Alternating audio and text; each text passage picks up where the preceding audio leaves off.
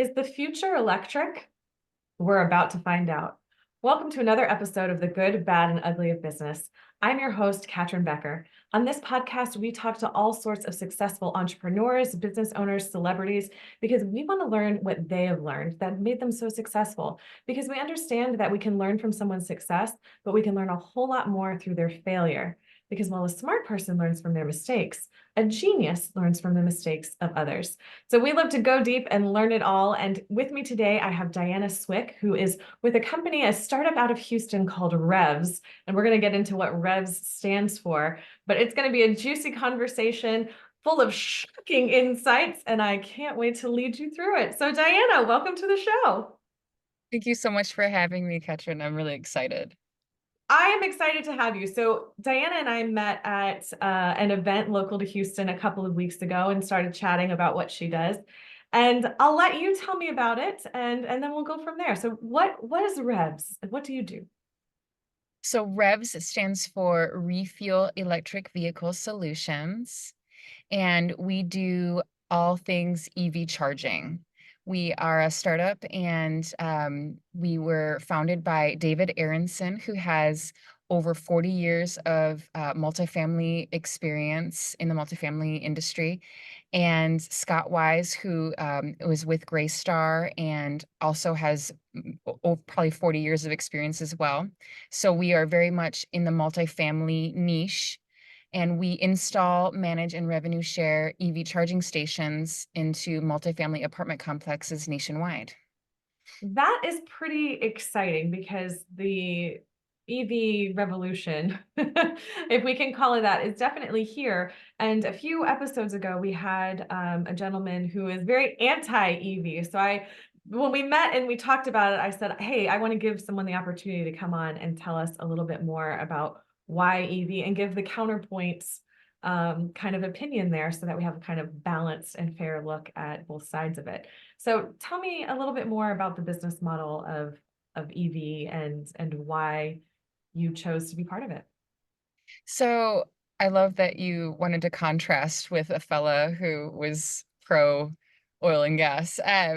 So when it comes to electric vehicles, I think that there's always a big backlash because it's a change, right? And we as humans do not like change. We buck up against it in a big way. And there is no parity between an ICE vehicle, an internal combustion engine vehicle, and an EV experience. They're just completely different, right? We're not going to be, plugging into a charger like we do at a gas station. It's just not the same experience. You can't go and fill up for 2 minutes at a gas station the way you would with a regular vehicle versus an EV. So it's just a big change of the whole experience of refueling, right? So our main model with REVs is we are installing these EV charging stations into where people are coming home and sleeping. So the Mm. whole point is you get off of work, long day at work, you come home, you plug your car into a level 2 charger, which takes anywhere from 5 to 8 hours to get you, up to full.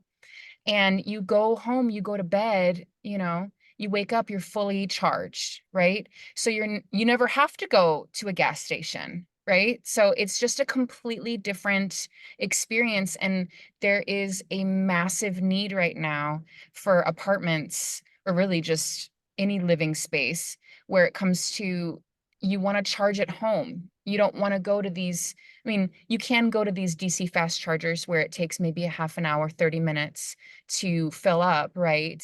But at the end of the day, it's just so much easier to just plug in somewhere and forget about it? Yeah. So that's why we are doing what we are doing. I honestly, I stumbled into this job. I kid you not. I I had no experience with electric vehicles before I started with REVs. I'll tell you right now. I've always been in sales. I can sell anything, especially if I'm in love with it.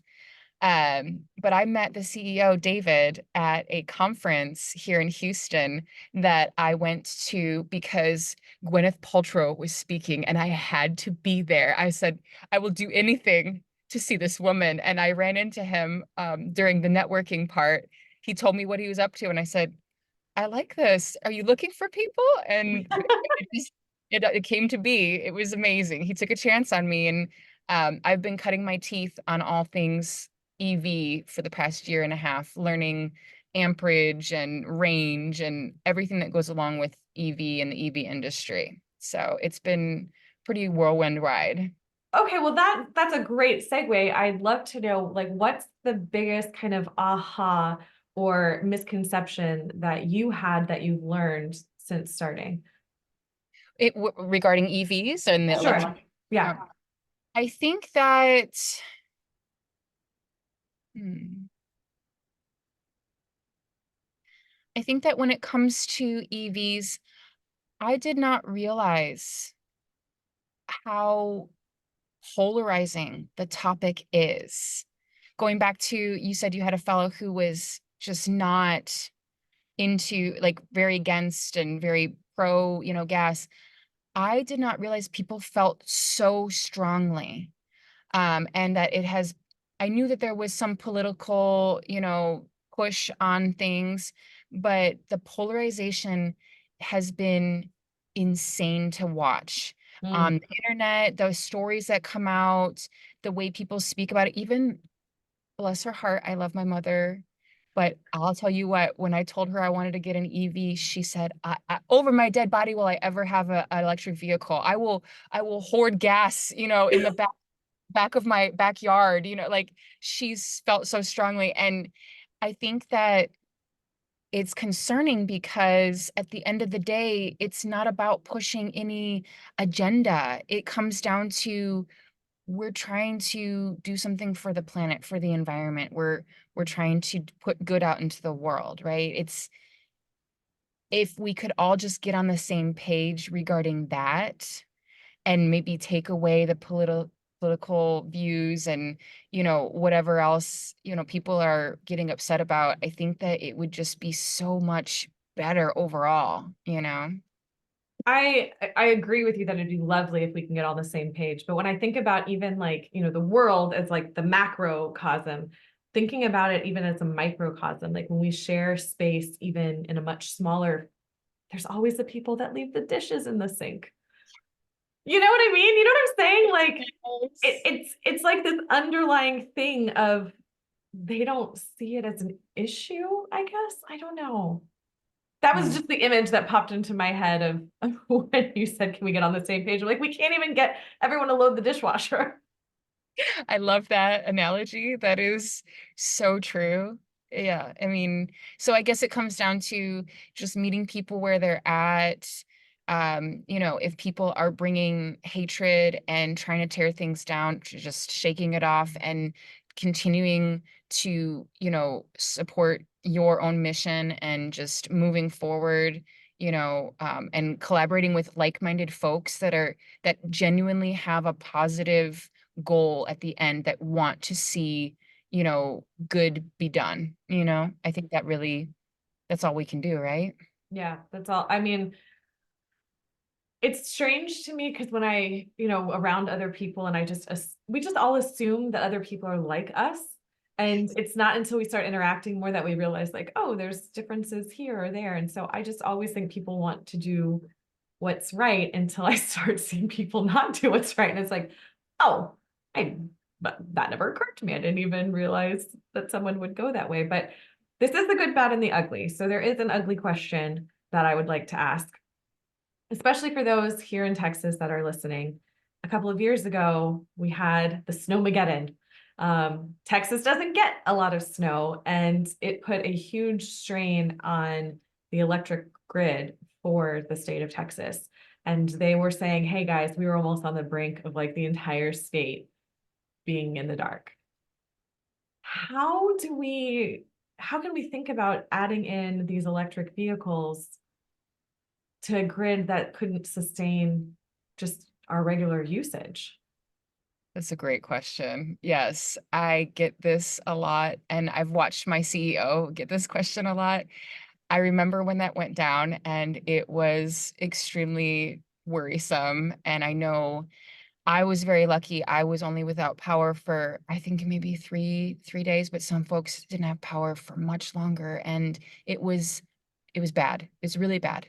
Yeah. And I all I can say is at the end of the day, when it comes to a situation like that and the EVs and charging and all of that, it's something that needs to be addressed on a really large scale. I think that at the end of the day, we need to make sure that we have the people in place that are knowledgeable, experienced, and and have the solutions in mind to make, these safeguards in place so that that never happens again.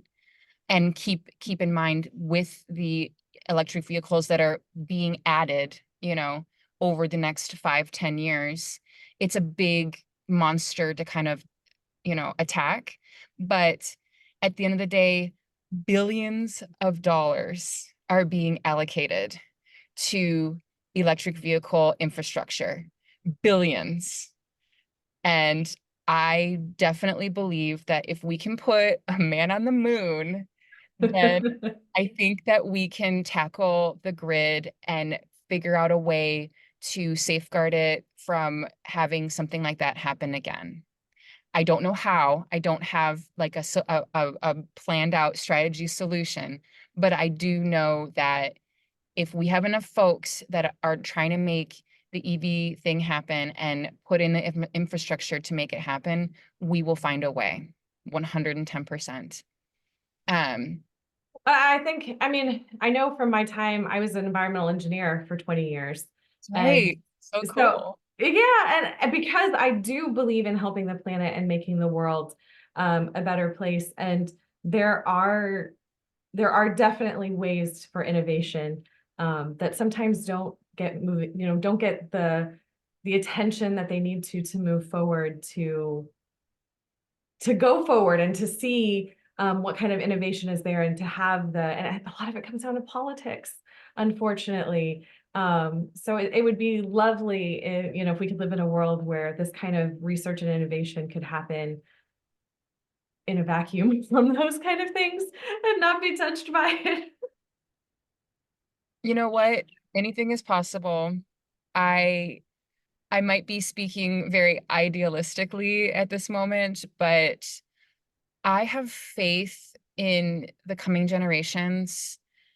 I really hope that we continue to move in a better direction where people are really trying to problem solve and come together in a way that's not going to get shut down, and I just feel like there's going to be a shift. There has to be. There has to be. If there isn't, we're going to find out the hard way, or we're going to continue to find out the hard way? So I'm putting my faith in something good has got to happen, and it's going to happen over time. I mean, you got to think about Henry Ford, the innovation from going from the vehicle from the horse.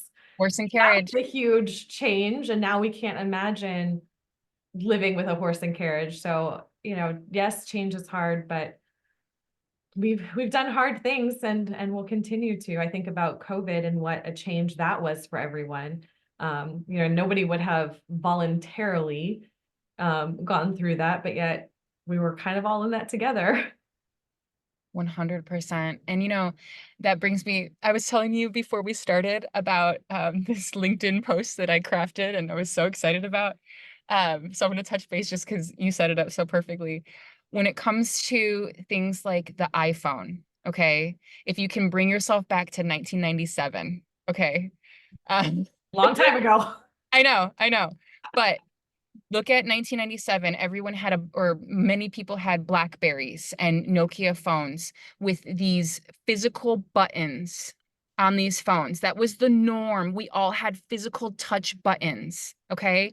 And then 1997, the iPhone comes out. And I have this video on my LinkedIn where Steve Jobs is talking about how when you have a physical button on a phone, you can't upgrade it. You cannot change this keypad. Okay. So when the iPhone came out, it was a digital touch screen keypad that could be, the software could be upgraded over time. You know, it was starting, I think it started operating system 10 back then. Oh You know, man. I don't know what operating system we're at now, but it was 10 back then, the X. And you know, it was such a massive change. People were thrown by this change of keypad. I know a lot of people stuck with their Blackberries for years. And there were bugs. There were things that needed to be worked out with the iPhone. You know, it took a while for everyone to come around and adopt this phone. There's still people who don't like iPhones, right? Like, you know, you got Team Android or whatever, right? But Team Android here. oh, okay. Hey, no hate, no hate. I'm an Apple lover, so that's me. But I still have love for you. Um, but if you think about it, when that iPhone came out, that was huge. Now people can't exist without their iPhone, their smartphone. Okay, Yeah. if I lose my battery, I can't check my schedule. I can't check, to see, how my kids are doing. Like there's so many factors. Everything is in these Our phones. life has been Our reduced. life, it's embedded in our phones, right? Yeah. So if you think back to 1997, where people were like, "This phone is ridiculous. What are they doing?" Right? It's the same thing with electric vehicles, And to add on to it, it's kind of interesting with the EVs. They have software. You've got these big old screens where everything is in the screen. And Tesla just had a recall very recently because the font was too small on some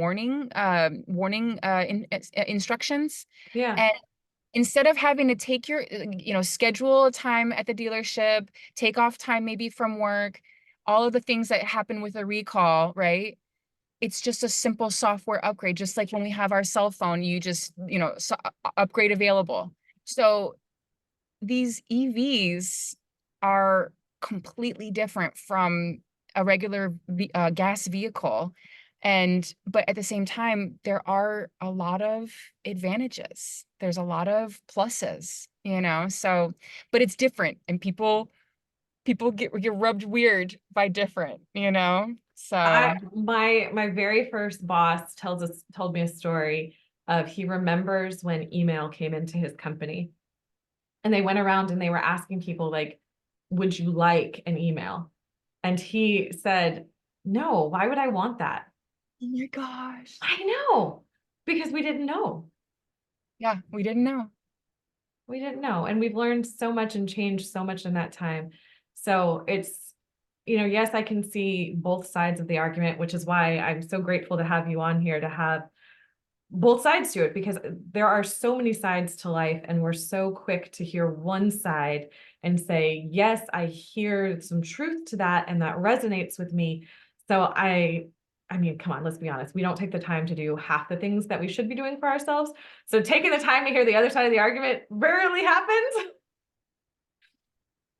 But I think that's important for making what's the best informed decision, for ourselves. And if for those early adopters of EV who, God bless them because they're the ones working out all the bugs right Yep. now and making it work smoother and faster. So I applaud them. And at some point we'll all look back and be like, can you believe we like didn't want an EV? Exactly. Exactly. I think that a lot of people are going to be looking back and saying that, honestly, but I'm in it, so Yeah, exactly. yes. Well, Super tell me biased. more about the business model because I really love how REVS has this set up. And I think it's really an interesting thing for all different kinds of business owners to think about when they're setting up their business on how to make it as win-win-win as possible for everyone. Right. So I think what sets us apart, because there are some competing businesses out there, something that we really pride ourselves on is we have this real estate background. So we know how to really serve property owners and we know how to take care of the residents, right? We're big on customer service, client success. We want to make sure after we've made a deal with you that we are with you, throughout the many years that you're with us and we're taking care of you because at the end of the day, you sell someone something and you walk away. It's like, okay, well, did you ever care about me? So we're very big on making relationships work with our customers. Something that a lot of manufacturers of electric vehicle charging stations do is they focus on numbers. They want to sell you as many charging stations as possible because that's the dollar signs for them, right? Yeah. But when it comes to, properties, every property is different. You may only have two people driving electric vehicles on your property. You don't need 20 charging stations. That's insane. And there's network fees that need to be paid annually for these charging stations that are, that are not cheap. So we are agnostic when it comes to brand of charging stations. We will decide what brand of charging station makes the most sense for each property because there's no cookie cutter. Every property is different. You've got high rises, you've got garden style. Everything needs to be looked at, and the details need to be considered when it comes to charging stations. And we are conservative. We are going to look at how many electric vehicles are on the property, and we're going to maybe only want to install one or two charging stations because that's maybe all you need right now, you Mm. know?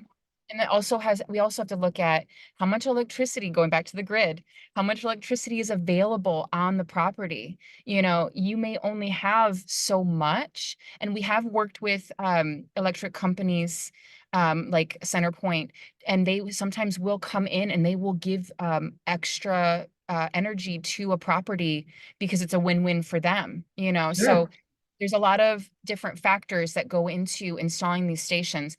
What we do recommend moving forward is if you have a property that you're building that's in construction, to get the EVs installed that way to save the costs. The bottom line is so much better versus retrofitting and having to bore into concrete and figure out, how much electricity we can actually pull, to use these stations. So there's a lot of different factors. But I think what I love about our company is that we are constantly learning. We're constantly making sure that we look at all the details, that we follow up with our property owners, property managers. We are very much a white glove turnkey service. We want to take care of everyone and make sure that everything is being done so people feel secure because again, it's change. No one understands this stuff. No one gets these stations. They're like, what is this thing, that we're installing under our property? So we just want to be knowledgeable. We want to give as much value as possible, and we want people to just feel comfortable with this change, and walk them step by step through it. So it's pretty.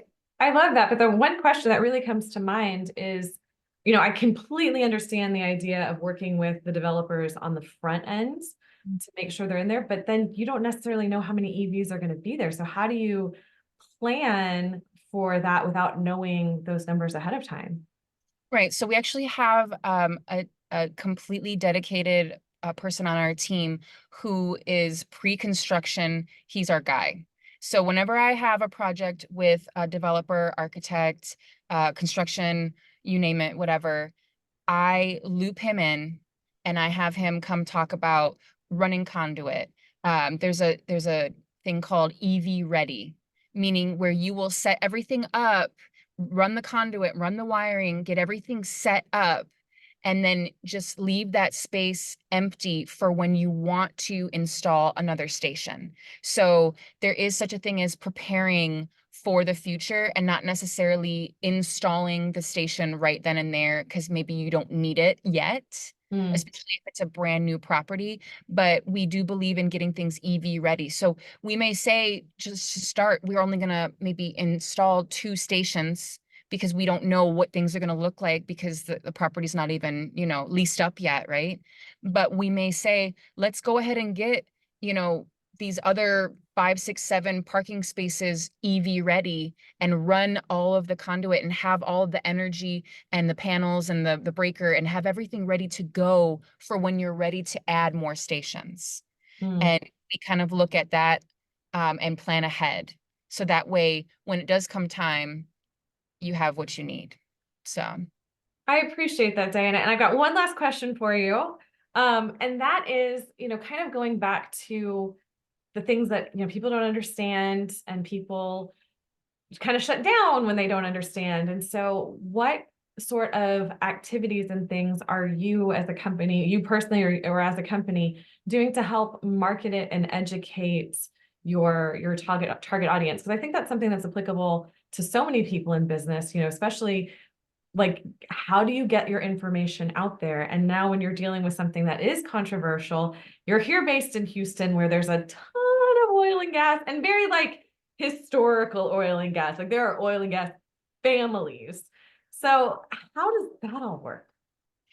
Right. So we have a few different avenues. Obviously, the internet is a huge one. We do have a marketing team within the company. We are on multiple platforms, pushing out content and letting everyone know what we offer. I myself and the head of sales, we go and we network at conferences quite often, which I think is really helpful. I feel like just face to face, person to person is literally the best way to get the word out and just, get your information out there. And especially coming out of COVID times, we really need more face to face stuff. Yeah. Um, and then I myself have begun recording a podcast where, Congratulations. yeah, I am going to be basically interviewing folks that are in the EV industry. And my main goal is really just to gather information, find, different ideas, different solutions, because right now we are in this very strange growing pain, Wild West kind of space with the EV world. So I'm just trying to bring as many ideas together as possible and see if, I can add value in that way. Um, and then our founder also, he's got a wealth of knowledge and he's just so passionate. So he's going around and he's doing tons of podcasts with a bunch of folks in the EV space and the real estate space as well. And he's sharing a lot of his knowledge and information. So lots of sharing. I mean, and I think that's the biggest takeaway for anyone is that it's a lot of just going and saying the same things over and over and over again to whatever sort of audience you can get in front of, which sometimes feels exhausting on our end because it's like, oh my gosh, I've said this so many times, but the other people haven't. So it's kind of like when you're like in a band and you have that hit song and you have to Yes. play that hit song for like the next 25 years. Yes. Exactly that. Exactly that. Well, this has been absolutely phenomenal. I really appreciate you for coming on. I'm so glad to have met you. Please tell people how they can reach out to you and how they can reach out to Revs and who are the best, like who are the people that you want to are looking to connect to. Right. So you can find us at www.refuelevs.com. That's our website. I'm Diana Cwick. You can find me on LinkedIn. David Aronson is the CEO and founder. Definitely recommend go give him a follow. He's fantastic. And you can follow Revs on LinkedIn as well. And yeah, stay tuned for my podcast coming out. It's going to be called Charge Talk. So. Oh, good. Absolutely. Well, if it comes out before this episode's released, I'll make sure to put the links in the show notes as well as all the other great information you put because we want to make it as easy as possible for everybody. Thank you so much for having me. Thank you so much for being here. I really appreciate it. And to the listeners, thank you so much for being here. I hope you received some value of this, made you think about something that you hadn't thought of before. As you know, I love to bring you great guests just like this one. Please make sure to like and subscribe to this podcast, rate it, share it with your audience. It really helps out and helps me to find amazing guests like this to bring you great content. Until next time, everyone, take care.